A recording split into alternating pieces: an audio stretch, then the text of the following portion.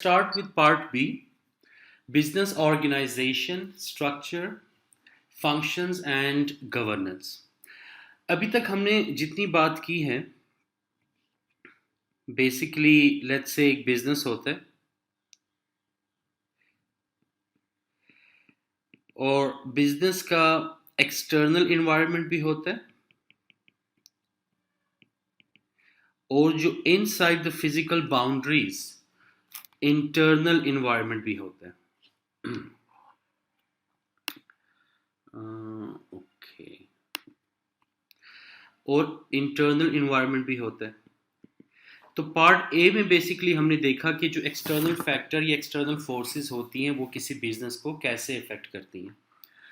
अब part B and onwards जितने भी पार्ट्स आएंगे उसमें हम सिर्फ इंटरनल इन्वायरमेंट की बात करेंगे।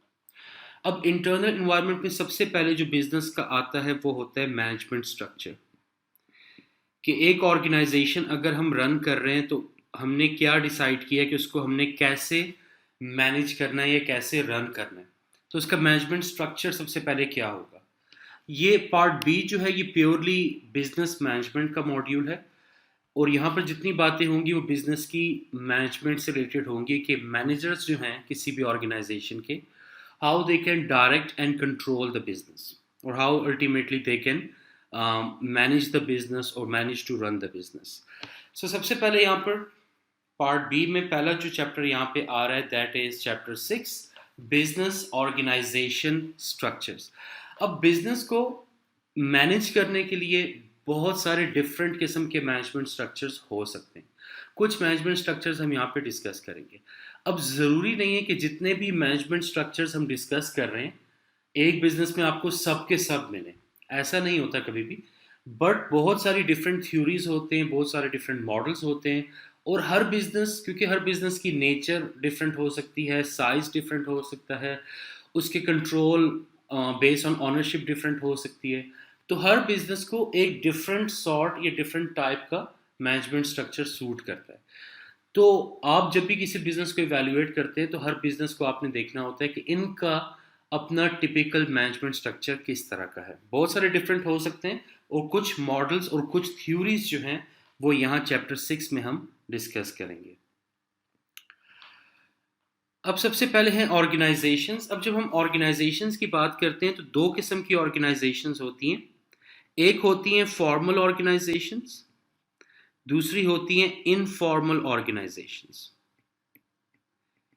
फॉर्मल ऑर्गेनाइजेशंस वो होती हैं जिनमें प्रॉपर बिजनेस के लिए रूल्स एंड रेगुलेशंस बना दिए जाते हैं और वो बिजनेस जो है जब वो रन करते हैं तो उन्हीं रूल्स एंड रेगुलेशंस के मुताबिक रन किया जाता है। मतलब ये कि आप उन रूल्स एंड रेगुलेशन से डिविएट नहीं कर सकते, आपने उनको वैसे ही इम्प्लीमेंट करना होता है जैसे कि रूल्स एंड रेगुलेशंस या कोई पॉलिसीज मेंशन की जा चुकी होती हैं, लिखी जा चुकी होती हैं। बट इनफॉर्मल जो है यहाँ पर with the name it's very much clear कि ये इनफॉर्मल ऑर्गेनाइजेशंस होती हैं। यहाँ पे भी रूल्स एंड रेगुलेशंस होते तो हैं बट इतना स्ट्रिक्टली उनको फॉलो नहीं किया जाता। क्यों? क्योंकि डिफरेंट रीजंस हो सकते हैं। एक इनफॉर्मल ऑर्गेनाइजेशन है तो वहाँ पर कुछ, फॉर एग्जांपल 4-5 दोस्तों ने मिलकर एक पार्टनरशिप बनाई और एक बिजनेस रन कर रहे हैं, तो वहाँ पर जो फॉर्मल रूल्स एंड रेगुलेशंस हैं वो इतने कॉमन नहीं होंगे क्योंकि वो जितने भी लोग या ग्रुप ऑफ पीपल काम कर रहे हैं वो एक दूसरे को अच्छी तरह से जानते हैं। तो वो एक इनफॉर्मल किस्म का इन्वायरमेंट उन्होंने क्रिएट किया होगा और उसमें वो लोग काम कर रहे होंगे। अब इनफॉर्मल ऑर्गेनाइजेशंस भी एग्जिस्ट करती हैं और फॉर्मल ऑर्गेनाइजेशंस भी एग्जिस्ट करती हैं। ये पहली स्लाइड जो है इसमें हम सिर्फ इनफॉर्मल ऑर्गेनाइजेशंस की बात करेंगे। इसके बाद जितनी भी स्लाइड्स हैं बाकी इस चैप्टर की वहां पर हम फॉर्मल ऑर्गेनाइजेशंस की बात करेंगे। अब इनफॉर्मल ऑर्गेनाइजेशन क्या होता है? सोशल रिलेशनशिप्स एंड ग्रुपिंग होती है।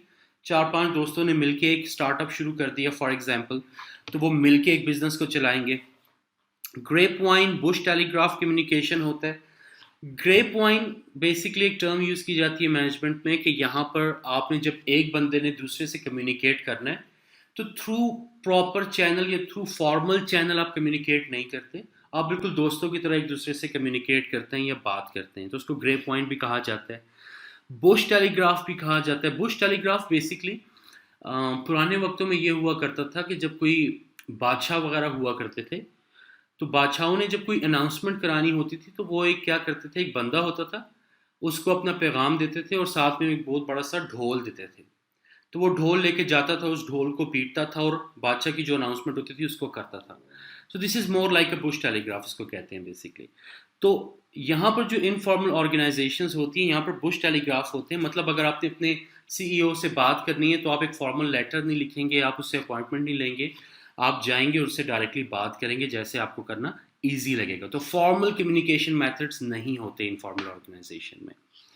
इसके बाद बिहेवियरल नॉर्म्स, कि यहाँ पर हर बंदे की अपना एक पर्टिकुलर बिहेवियर होता है, और जो बंदे मिल के काम कर रहे हैं एज अ ग्रुप, तो उस ग्रुप के भी कुछ नॉर्म्स बिल्डअप हो जाते हैं, और जैसे उनके नॉर्म्स बिल्डअप होते हैं वैसे ही वो ऑर्गेनाइजेशन फिर ऑपरेट करती है based on the group norms.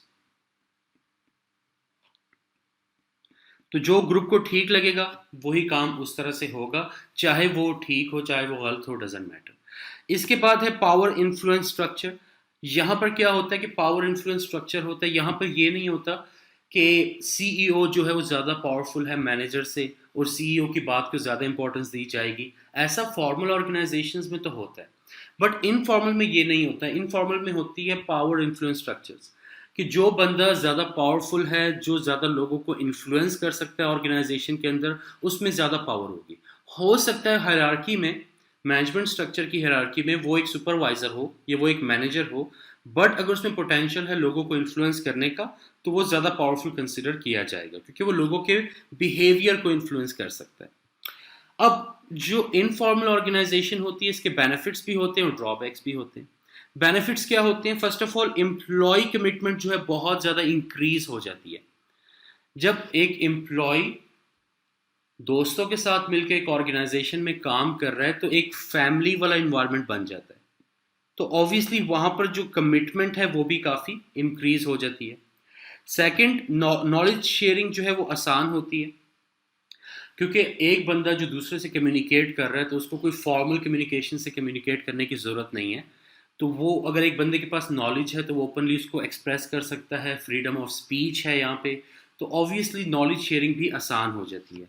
Speed, आपको ब्यूरोक्रेटिक प्रोसीजर्स फॉलो नहीं करने, आपको लंबे लंबे रूल्स एंड रेगुलेशंस फॉलो नहीं करने, बल्कि आपको जैसे ठीक लगता है वैसे आपने एक दूसरे से कम्युनिकेट करना है, तो काम करने की जो स्पीड है वो बहुत ज़्यादा होती है।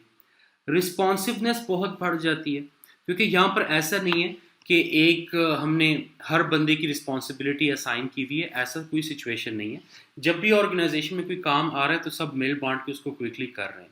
तो अगर कस्टमर की कोई क्वेरी आ रही है, कोई कंप्लेंट आ रही है, तो फ़ौरन से लोग उसको अपनी रिस्पॉन्सिबिलिटी, हर बंदा अपनी रिस्पॉन्सिबिलिटी समझ के उसमें कंट्रीब्यूट कर रहा होता है, उसको रिस्पॉन्ड कर रहा होता है। तो ऑर्गेनाइजेशन की जो रिस्पॉन्सिवनेस है वो बहुत ज़्यादा बढ़ जाती है। Cooperation between the employees obviously ज़्यादा हो जाता है। And corner cutting, corner cutting एक टर्म यूज़ की जाती है मैनेजमेंट में। कॉर्नर कटिंग का मतलब यह है कि एक काम करने के लिए जो फॉर्मल ऑर्गेनाइजेशन में लेंथी रूल्स एंड रेगुलेशंस होते हैं वो इनफॉर्मल ऑर्गेनाइजेशन में एग्जिस्ट नहीं करते। तो आपको अननेसेसरी किस्म के जो प्रोटोकॉल्स होते हैं उनको फॉलो करने की ज़रूरत नहीं होती। तो आपने अगर एक बंदे से मिलना है, उससे कोई काम की बात करनी है, तो आपको उससे अपॉइंटमेंट लेने की ज़रूरत नहीं है, आपको उसको लेटर लिखने की ज़रूरत नहीं है। आप जाएंगे, उससे बात करेंगे और मसले को हल करेंगे। तो कॉर्नर कटिंग ये है कि जो लंबे लंबे रूल्स एंड रेगुलेशंस या प्रोसीजर्स होते हैं वो सारे एलिमिनेट हो जाते हैं। अब ड्रॉबैक्स क्या हैं? सो फॉर लग तो बहुत अच्छा रहा है कि इनफॉर्मल ऑर्गेनाइजेशंस बहुत अच्छी होती हैं, बट इनके अपने नुकसान भी होते हैं। First of all, social grouping dominance. अब यहाँ पर एक सोशल ग्रुप काम कर रहा होता है ऑर्गेनाइजेशन में, तो जो सोशल ग्रुप को ठीक लगता है वही होगा ऑर्गेनाइजेशन में।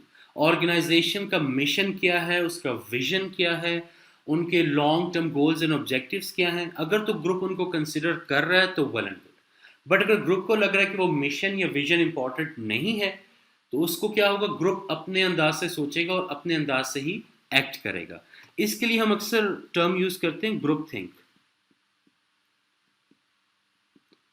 तो जो ग्रुप को सही लग रहा है वही हो रहा है।